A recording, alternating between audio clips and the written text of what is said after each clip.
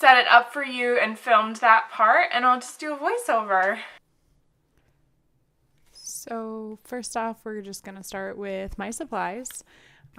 Ruler, a metal one, 12 inch. I also use a 6-inch ruler, and I'm using a combination of Sakura, Pigma, Micron pens, brush pen from them, a Tombow. The purple one is 625, and then I have the white gel pen, which is also a jelly roll from Sakura. So this month I decided to kind of continue with the black and white monochromatic kind of theme that the front of my journal is. So that's why I'm using those colors. So as far as spacing goes, I do a 6x6 box. So when I'm setting this up, I just go count down 6 until I have all the rows I will need, and then across, and then I just go ahead and draw all my lines with my ruler.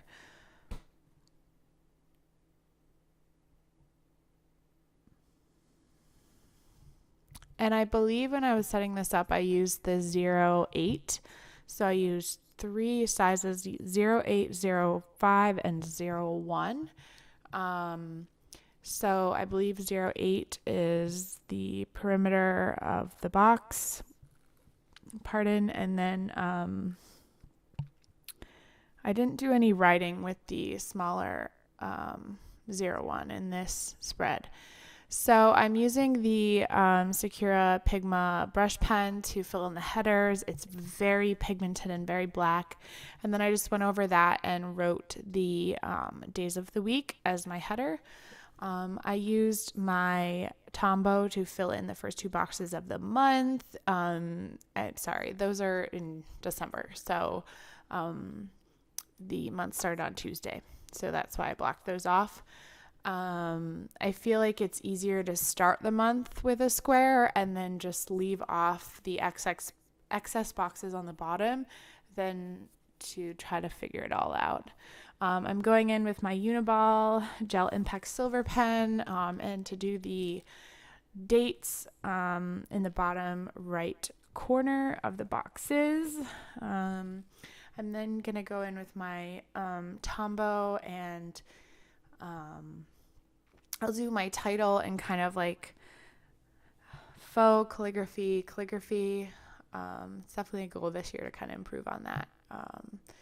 And I'm a horrible speller, and I never know how to spell any of these months, so I always have to refer back to my year at a glance. I use the other side of the pen to do the 2019. And now we're on to my habit tracker, and I'm going to set up.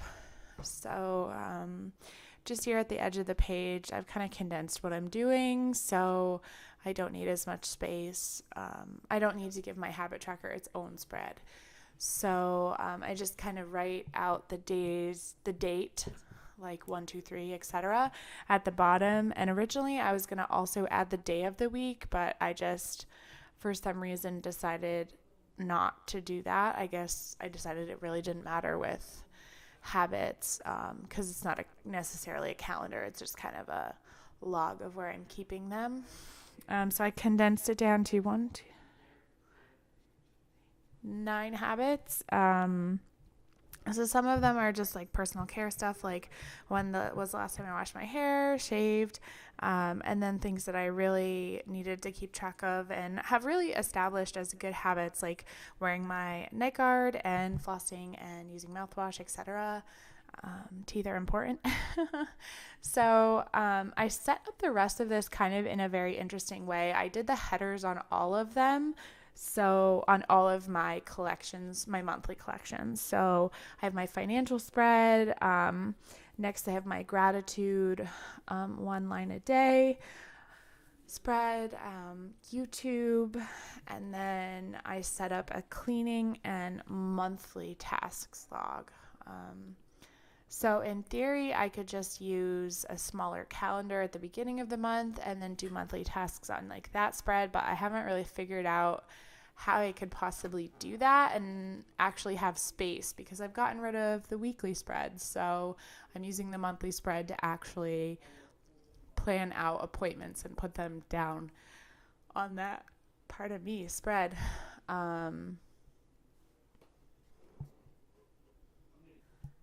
So the next step in this process for me, after I've done all my headers, is to kind of go through and do, I don't know what I exactly call this, but I color in every other line with whatever color it is that I'm using. It kind of creates depth for me, and it's not just a big empty space as far as, I don't know, it helps, gives it some separation.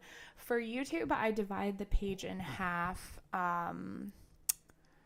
vertically first, and then I do my calendar on the left side. I'll do like a traditional bullet journal calendar, just the numbers down the side, and then the days of the week corresponding. And that's why I do this on this spread versus the habit spread, because this one, it really is important for me to know which days of the week I'm posting if I'm trying to stick to a schedule. And I'm really happy that I put my You're at a Glance on the left page, because it's really been helpful for setting these up and referencing like which day of the week things are on.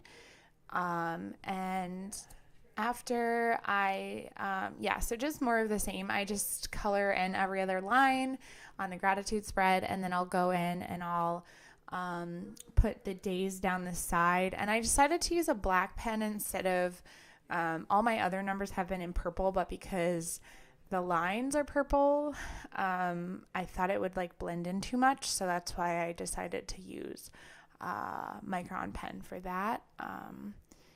My daily, everyday pen that I carry with me in my pen loop is actually not a Micron pen. It's a Faber-Castell artist pen in small, so I will use that for any like normal writing I do in my journal. As far as my financial spread, I've simplified it a lot too. I mentioned this kind of in the end, but I just list everything out and then I check it off when it's paid. So I feel like the simplicity has really helped me out a lot.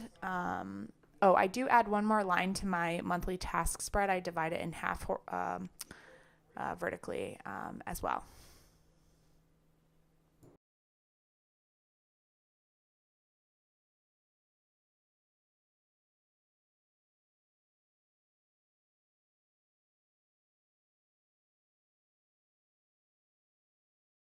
Okay guys, thank you so much for watching my January Plan With Me video.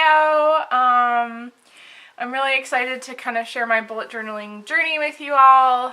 And I have some cool kind of review videos planned coming up, and then I'll see you next month for my Plan With Me. Bye guys!